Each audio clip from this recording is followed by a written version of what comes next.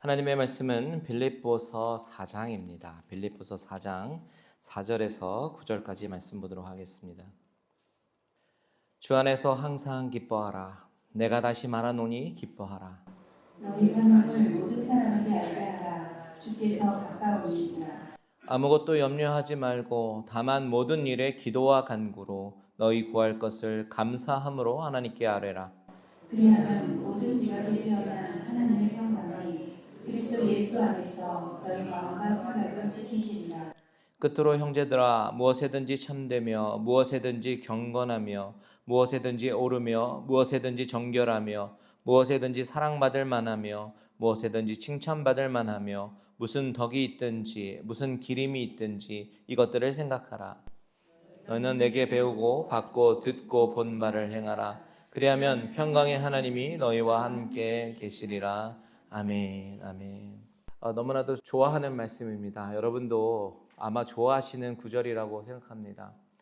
이 구절은 우리에게 많은 위로와 힘을 주는 그런 성경 구절이죠. 특별히 6절과 7절은 아마 암송하시는 분들도 꽤 많이 있을 거라는 생각이 듭니다. 아무것도 염려하지 말고 다만 모든 일에 기도와 간구로 너희 구할 것을 감사함으로 하나님께 하리라. 그리하면 모든 지각에 뛰어난 하나님의 평강이 그리스도 예수 안에서 너희 마음과 생각을 지키시리라. 아멘. 아까 우리가 찬양도 했지만 이 성경 구절 너무나도 우리에게 큰 힘이 줍니다. 많은 분들에게 사랑을 받는 이 성경 말씀 가운데 오늘 우리는 왜 바울이 빌립보의 편지를 쓰면서 이런 이야기를 하게 되었을까? 이것이 오늘 밤, 오늘 저와 여러분에게 어떤 메시지를 주시는 말씀인가? 이것을 한번 생각해 보려고 합니다. 제가 한 책을 읽었는데요. 팀 켈러 목사님의 책인데 거기에 기대치라는 이야기가 제 시선을 사로잡았습니다. 사람은 현실에서 기대치에 의해 무너진다라는 거예요. 그 문장을 읽으면서 공감이 되더라고요. 사람은 현실에서 기대치에 의해서 무너진다. 그렇지 않습니까? 여러분 잘 생각해 보세요. 우리가 상처를 받을 때를 보면 기대하지 않았던 사람들에게는 상처를 잘 받지 않습니다. 길 가다가 모르는 사람이 나를 욕하고 무시한다고 해도 그것이 별로 그렇게 마음이 상하지 않습니다. 그런데 가장 가까운 사람, 가장 믿었던 사람, 가장 사랑했던 사람에게 상처를 받으면 참 그 상처가 깊이 배이게 되고요. 참 오래가기도 해요. 왜 그렇겠습니까? 기대치가 있었기 때문에. 많은 가정들이 결혼 생활 가운데 상처를 많이 받는데 왜 그렇습니까? 결혼 전에 기대감이 많았던 거예요. 드라마에서 본 장면들. 그렇게 결혼하면 막 핑크빛에 행복할 줄만 알았는데 실제로는 어떻습니까? 기대감과 현실 간의 그 괴리가 많이 느껴지지 않습니까? 그래서 우리는 그 순간 분노하게 되고 낙심합니다. 상처받습니다. 또 아이들을 키우다 보면 어땠어요? 어렸을 때 그 아이가 애기하면서 막 아장아장 걸어다니고 이뻤던 그런 아이들이요, 사춘기가 되고 반항하기 시작하고 자기 자신이 독립심이 커지기 시작하면서 충돌하기 시작합니다. 그러면요 어때요? 때로는 그런 행동에 마음이 무너지기도 합니다. 상처받습니다. 다 기대감이 있기 때문에 그래요. 근데 여러분 신앙생활도 다르지 않습니다. 처음에 예수 믿게 되었을 때, 그리고 이제 교회 나가기로 작정했을 때, 이제부터는 모든 것이 다 잘 될 것만 같고 하나님께서 함께 하시니까 두려울 게 없는 것 같은데 막상 어떻습니까? 신앙생활을 하다 보면 기도해도 응답이 없을 때가 있고요. 믿음으로 산다고 하는데도 오히려 더 힘들어지는 그런 때가 오기도 하고 교회에서 관계 가운데 상처받기도 합니다. 이런 현상들이 다 같은 이유라는 거예요. 바로 기대감이 있었고 그 기대감이 현실에 미치지 못했을 때 실망감으로 다가오기 때문이다라는 거죠. 여러분 그렇다면 이 기대감을 한번 바꿔보면 어떨까요? C.S. 루이스가 순전한 기독교라는 책을 썼잖아요. 그 책의 서문에 보면 이런 비유를 해요. 호텔처럼 복도가 쫙 있고 방방 이렇게 문들이 이렇게 쫙 있는 거죠. 그러면서 이제 방을 안내하는 사람이 이제 방을 안내하면서 이야기하는 겁니다. 이곳은요, 이 방은요, 신혼여행 스위트룸입니다. 라고 말하면요, 막 기대감이 막 부풀어 올라서 문을 딱 열어봤는데 너무나도 평범해서 실망하게 되는 그런 그림을 설명하는데요. 물론 C.S. 루이스가 전달하려고 했던 비유의 목적은 다른 데 있습니다. 다른 곳에 있어요. 기독교의 종파와 그 종교의 다양성 그런 것들을 설명하려고 이 비유를 쓰긴 했는데 저 이 이미지를 기억하면서 갑자기 이 기대치라는 이 부분에서 이 비유가 생각이 나가지고 혼자 이런 상상을 하게 된 겁니다. 만약에 방을 안내하는 사람이 이곳은 스위트룸입니다 라고 말하는 것이 아니라 이곳은 우리 호텔에서 가장 작고 낡고 허름한 방입니다. 이곳밖에 없습니다. 이렇게 안내를 했다고 반대로 상상을 해보면요. 그런 기대감을 가지고 별로 기대감을 갖지 않고 방을 봤는데 생각보다 괜찮은 거예요. 그럼 어떻습니까? 생각보다 좋네? 이렇게 생각할 수 있는 것이죠. 그러니까 우리가 기대치가 달라지면요. 상황과 환경은 바뀌지 않았는데 기대치만 바꿨을 뿐인데 우리는 실망하거나 상처받지 않는다는 겁니다. 오늘 부분에서 바울은 주 안에서 항상 기뻐하라. 내가 다시 말하노니 기뻐하라. 이렇게 이야기를 하고 있는데요. 여러분 사실 우리가 성경에 기뻐하라라고 한다고 기뻐지는 건 아니잖아요. 우리가 그리스도인으로 살면서도 낙심할 때가 있고 평안과 기쁨을 잃고 살 때도 있습니다. 아니 많을걸요. 그럴 때가. 그런데 바울은 항상 기뻐하라라고 말한단 말이에요. 6절에는 아무것도 염려하지 말라라고 말합니다. 그렇다면 바울이 이야기하는 것은 긍정적인 사고를 가지라 이 이야기일까요? 그건 아니에요. 바울은 우리가 긍정적인 사고를 가지고 항상 밝게 살아야 된다 이것을 이야기하는 것이 아닙니다. 우리가 그리스도인으로서 기쁨이 무엇인지 평안이 무엇인지 우리의 가치대로 해석을 하고 왜 기쁨과 평안을 주지 않느냐고 실망하고 낙심할 것이 아니라 과연 성경이 말하는 기쁨과 평안은 무엇인지 우리가 그것을 정확하게 알고 그것을 누려야 된다라는 것입니다. 그래서 기대치 이야기를 한 거예요. 여러분 우리가 예수를 믿게 되는 순간 우리는요 갑자기 행복만 펼쳐지는 것이 아니라 그 전에 없었던 새로운 주적을 맞이하게 됩니다. 그게 뭔지 아세요? 세상, 육신, 마귀입니다. 이전에는요 세상과 버타며 살았었잖아요. 예수 믿기 전에는 육신이 원하는 대로 살았습니다. 그저 우리가 원하는 대로 살아왔었는데 그런데 우리가 예수님의 은혜로 하나님의 자녀가 되고 빛의 자녀가 되는 순간에는요 우리가 어둠의 자리를 박차고 이제 빛의 자리로 나아오게 되니까 이 빛으로 내가 있었던 그 어둠의 자리를 비춰보니까 이제 그 실체를 깨닫게 되는 거예요. 내가 이렇게 더럽고 혐오스러운 자리에 살고 있었구나 깨닫게 되는 거죠. 그러면서 그때부터 이전에 살던 삶의 방식과 이제는 대적이 되기 시작하는 겁니다. 문제는 사탄 마귀가 이제 우리를 끊임없이 공격한다는 거예요. 예수 믿기 난 후부터. 왜냐하면 적이 됐거든요. 예전에는 친구였는데 이제 적이 됐거든요. 같은 편이었을 때는 공격할 이유가 하나도 없었는데 이제 적이 되니까 이제는 여러 가지 방법으로 공격을 하기 시작하는 겁니다. 그때 사탄의 공격적인 방법이 무서운 방법으로 우리가 부들부들 떨 정도로 공포감을 줄 정도로 무섭게 공격하는 것이 아니라요. 때로는 게으름으로, 때로는 의심으로, 때로는 안일함으로, 때로는 예상치 못한 모습으로 나의 기쁨을 다 쏟게 만들고 은혜를 다 쏟게 만드는 그런 상황도 만들기도 합니다. 그러면서 우리는 이게 공격인지도 모르고 당하기 어떤 쉬울 만큼 일상생활 속에서 우리를 공격하는 겁니다. 왜냐하면 그들의 목적은 우리의 평안과 기쁨을 다 파괴하고 무기력하게 비참하게 만들어야 되거든요. 그러니까 대놓고 공격하기보다는 아주 있는 듯 없는 듯 우리를 공격해 오면서 아주 서서히 우리의 구원의 기쁨을 빼앗아가고 있어요.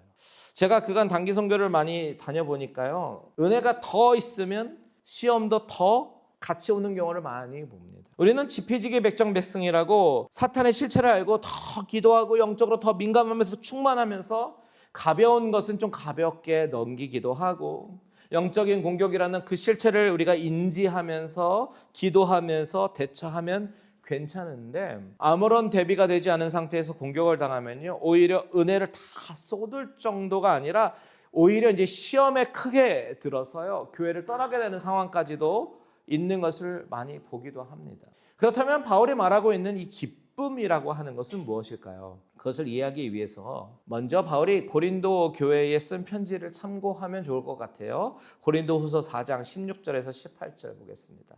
같이 한번 읽습니다. 시작. 그러므로 우리가 낙심하지 아니하노니 우리의 겉사람은 낡아지나 우리의 속사람은 날로 새로워지도다. 우리가 잠시 받는 환난에 경한 것이 지극히 크고 영원한 영광에 중한 것을 우리에게 이루게 함이니 우리가 주목하는 것은 보이는 것이 아니요 보이지 않는 것이니 보이는 것은 잠깐이요 보이지 않는 것은 영원함이라. 자, 바울이 우리가 낙심하지 않는 이유, 다시 말해서 그리스도인들이 낙심할 수 없는 이유에 대해서 말하고 있는데요. 그것이 뭐라고 얘기하냐면 우리가 주목하는 것이 다르기 때문이라는 거예요. 주목하는 것이 다르기. 잠시 받는 환난, 잠시 받는 환난에 경한 것이라는 게 있어요. 경한 것이에요. 환난이라는 것이 사실은 경한 겁니다. 다시 말하면 가벼운 겁니다.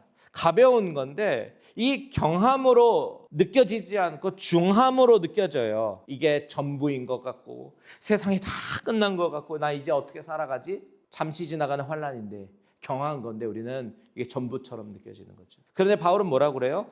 경한 거래요. 가벼운 거라는 거죠. 대신 이 가벼운 환난은 지극히 크고 영원한 영광에 중한 것을 우리에게 이루기 위한 과정이기 때문에 낙심할 필요가 없다. 그 이야기라는 겁니다. 여기서 우리가 발견할 수 있는 기쁨의 정의가 무엇입니까? 기쁨은 환난에 경한 것으로 인해서 우리가 막 가라앉거나 막 낙심하거나 그런 것이 아닙니다. 환난이 경하다고, 즉 가벼운 거라고 우리가 인지하면서 인식하는 거라는 거예요. 기쁨은 은혜를 주시는 나의 하나님을 묵상할 때 그분 때문에 우리에게 얻어지는 행복이 바로 이 기쁨이지, 이 세상에서 자꾸만 변화하는 어떤 상황과 형편과 처지에 의해서 우리가 오르락내리락 하는 것이 우리의 참된 기쁨이 아니라는 겁니다. 그것이 바울이 이야기하는 기쁨의 실체라는 거예요. 충분히 우리가 경험할 수 있는 이야기입니다. 먼 이야기가 아니라 가깝게 저와 여러분들도 경험할 수 있는 이야기예요. 다윗도 이런 고백을 하지요. 시편 40장 7절 시작. 주께서 내 마음에 두신 기쁨은 그들의 곡식과 새 포도주가 풍성할 때보다 더하니이다. 자, 우리의 기쁨은 상황과 환경에서 오는 것이 아니다라고 다윗은 이렇게 고백하는 겁니다. 아무리 곡식과 포도주가 풍성해도 주 안에 있을 때 경험하는 기쁨이 더 크다라고 이야기하는 거죠. 그 기쁨을 경험한 사람과 머리로만 알고 있는 그런 사람의 행복의 차이는 천지 차이일 겁니다. 저와 여러분이 이런 기쁨이 실제적으로 경험되기를 소망합니다. 그래서 찬송가 보면 주 음성 외에는 더 기쁨 없도다. 이 고백이 있잖아요. 이 고백이 우리의 입술로 고백되시기를 주님의 이름으로 축원드립니다. 그렇다면 평안이 무엇일까요? 오늘 본문에서 알 수 있는 힌트가 있어요. 6절과 7절 다시 한번 읽습니다. 시작. 아무것도 염려하지 말고 다만 모든 일에 기도와 간구로 너희 구할 것을 감사함으로 하나님께 아뢰라. 그리하면 모든 지각에 뛰어난 하나님의 평강이 그리스도 예수 안에서 너희 마음과 생각을 지키시리라. 자, 여기 보시면 모든 지각에 뛰어난 하나님의 평강이라고 나오는데 이 평강과 반대되는 단어가 등장합니다. 뭐죠? 염려라는 단어가 등장하죠. 그리고 평강과 같은 편을 이루는 단어도 등장합니다. 그것이 뭐냐? 감사함입니다. 그러니까 감사함과 평강은 서로 친구처럼 한 편인 거고 염려와 평강은 서로 반대편에 서 있는 단어라는 거예요. 그래서 여기서 염려라는 단어를 한번 찾아봤어요. 염려라는 단어를 찾아보니까 헬라어로 메림나오라는 단어입니다. 이 단어의 원뜻은 산산이 조각나다라는 뜻이에요. 산산이 조각나는 그런 의미예요. 그래서 이 단어가 똑같은 단어가 또 성경에 어디에서 쓰이는가 찾아보니까 누가복음에서 마르다와 마리아의 이야기에서 등장합니다. 우리 누가복음 10장 40절에서 42절 볼게요. 마르다는 준비하는 일이 많아 마음이 분주한지라 예수께 나아가 이르되 주여 내 동생이 나 혼자 일하게 두는 것을 생각하지 아니하시나이까. 그를 명하사 나를 도와주라 하소서. 주께서 대답하여 이르시되 마르다야 마르다야 내가 많은 일로 염려하고 근심하나 몇 가지만 하든지 혹은 한 가지만이라도 족하니라. 마리아는 이 좋은 편을 택하였으니 빼앗기지 아니하리라 하시니라. 자, 여기 보시면 마르다는 많은 일을 하느라 분주했습니다. 여기서 분주한지라, 성경은 마르다가 이 분주하다라고 이야기했는데 이 분주하다라는 단어가 바로 메림나오라는 단어예요. 즉 마음이 여러 곳으로 분산되었다. 그런데 마리아는 어떻습니까? 마리아는 예수님의 발치에 앉아서 말씀을 듣고 있었잖아요. 즉 한 가지만 집중했었습니다. 이때 예수님께서 말씀하시는 거예요. 마르다야 마르다야 내가 많은 일로 염려하고 근심하나. 여기에 염려라고 하는 이 단어도 또 메림나오라는 단어가 쓰인 거예요. 마음이 분산되어서 분주한 것이 바로 염려의 실체라는 겁니다. 그래서 오늘 본문으로 돌아와 보면 오늘 본문에서 바울은 염려는 어떻게 하래요? 버리고 대신 감사는 가지고 기도와 간구로 하나님 앞에 아뢰면 하나님의 평강이 찾아와서 우리의 마음과 생각을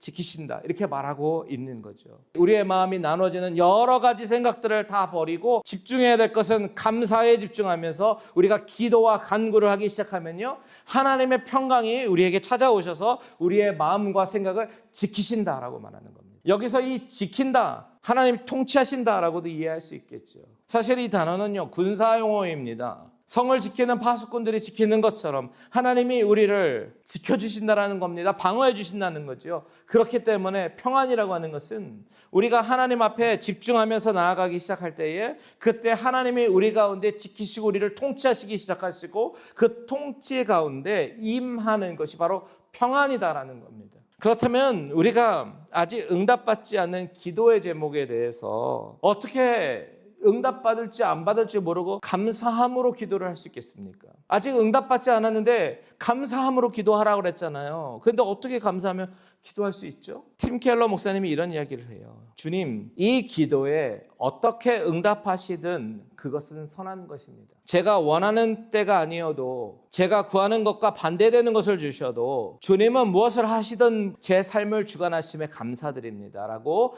간구하기에 앞서서 미리 감사하는 거라는 거예요. 여러분 어떻습니까? 우리가 선하신 하나님을 의심하지 않고 미리 감사로 간구할 수 있다면 하나님의 평강이 우리에게 임하고 우리의 마음과 생각 가운데 하나님의 통치가 임하는 것을 경험한다라고 바울은 이야기하고 있는 거예요. 우리가 지난주에 생각해봤던 시편 42편에서 시인이 그렇게 이야기했잖아요. 눈물이 주야로 음식이 되었다. 그런 상황 속에서 자기 영혼에게 선포합니다. 너는 하나님께 소망을 두라. 그것은 자신의 감정을 억누르는 것이 아니었죠. 솔직하게 자기 감정을 하나님 앞에 다 쏟아내면서 워러바를 이렇게 다 털듯이 다 쏟아 부어내면서 고개를 들고 하나님의 얼굴을 구하지 않습니까? 오늘 바울이 말하는 것도 똑같아요. 감사도 똑같아요. 응답받지 않는 상황 속에서 아무것도 해결되지 않는 그런 자리에서 그래도 고개를 들어서 하나님으로 향하는 것, 그러면서 주님 어떻게 응답하시든지 우리 하나님은 선하십니다. 그렇기 때문에 저는 미리 감사를 드립니다. 이것이 바로 감사함으로 아뢰는 것이다라는 겁니다. 그 순간에 무슨 일이 일어나요? 하나님의 평강이 찾아옵니다. 마음이 산산조각 나는 메림나오가 사라지고 하나님이 우리의 마음을 지키기 시작하시는 거죠. 찬송가 455장에 주님의 마음을 본받는 자, 여러분 그 가사가 하는데 주님의 마음을 본받는 자, 그 마음의 평강이 찾아오면 험악한 세상을 이길 힘이 어디로부터? 하늘로부터 임함이로다. 마음의 평강이 찾아오는 이유가 뭐래요? 험악한 세상을 이길 힘이 하늘로부터 임하기 때문이래요. 설교 초반에 우리가 기대치에 대해서 이야기하면서 시작했어요. 기대치가 현실에 미치지 못했을 때 우리는 분노하고 낙심하고 무감각해지지만 우리의 기대치의 뿌리를 어디에 두느냐, 사람에게 두면 그 사람이 우리를 실망시킬 때마다 우리는 기대치 무너지면서 우리의 심령이 무너지는 걸 경험하는 거고요. 우리의 기대치를 상황에다가 두게 되면 상황이 나빠질 때마다 우리가 무너지는 거고, 건강에다가 두면 아플 때마다 무너지는 거고, 성공에다가 우리의 기대치를 두면 실패할 때마다 우리가 무너지겠지만 바울이 감옥에서 쇠사슬에 묶인 채로 주 안에서 항상 기뻐하라라고 이야기했던 그 주 안에서, 주님 안에서 in Christ, 우리의 삶의 기대치를 주님 안에다가 두기 시작할 때에 우리는 기쁨과 평안을 누릴 수 있게 된다는 겁니다.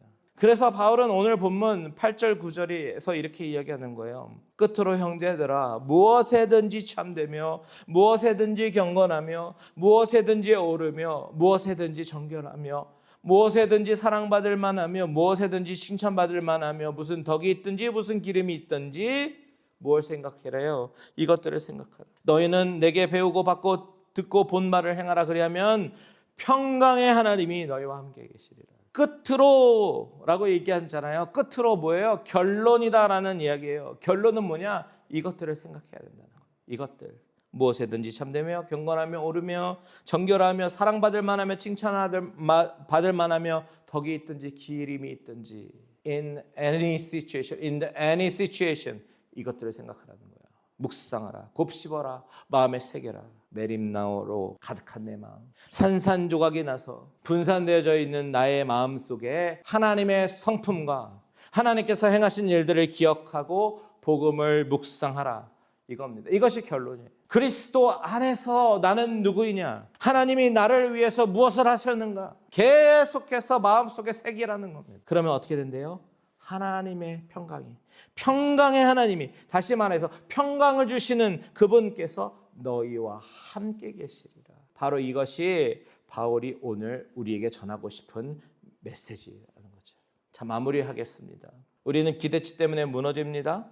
사람에게 두었던 기대치, 상황에게 두었던 기대치, 심지어 신앙생활에 두었던 기대치가 현실과 부딪히는 그런 순간에 우리의 마음은 어떻게 돼요? 메림나오, 산산이 조각납니다. 마르다처럼. 그런데 바울은 감옥에서 이 편지를 쓰죠. 쇠사슬에 묶인 채로 그 어느 누구보다도 기대치와 현실 간의 간격이 클 수밖에 없던 그런 상황 속이었는데 바울은 주 안에서 항상 기뻐하라. 아무것도 염려하지 말라. 어떻게 이것이 가능했겠어요? 그 비결은 바로 바울이 자신의 기대치를 환경이 아닌 주님 안에 두었기 때문인 거예요.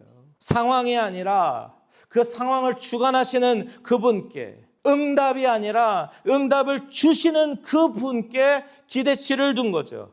그래서 감사함으로, 기도와 간구로 아뢰을 수 있었던 겁니다. 주님, 어떻게 응답하시든 주님은 선하신 분이십니다. God is so good all the time. 그 감사가 기도가 되고 그 기도 가운데 하나님의 통치가 임하고 그 통치 가운데 평강이 찾아오는 거예요. 지난주 묵상했던 시편 42편도 마찬가지입니다. 시인이 눈물로 주야로 음식이 되는 그런 상황 속에서 고개를 들어서 하나님의 얼굴을 바라보았더니 5절에서는 하나님 얼굴로부터 구원이 임했고 11절에 보니까 나의 얼굴이 회복이 되었던 것을 말하는 것처럼 상황은 바뀐 것이 하나도 없을지라도 방향은 바뀔 수 있다.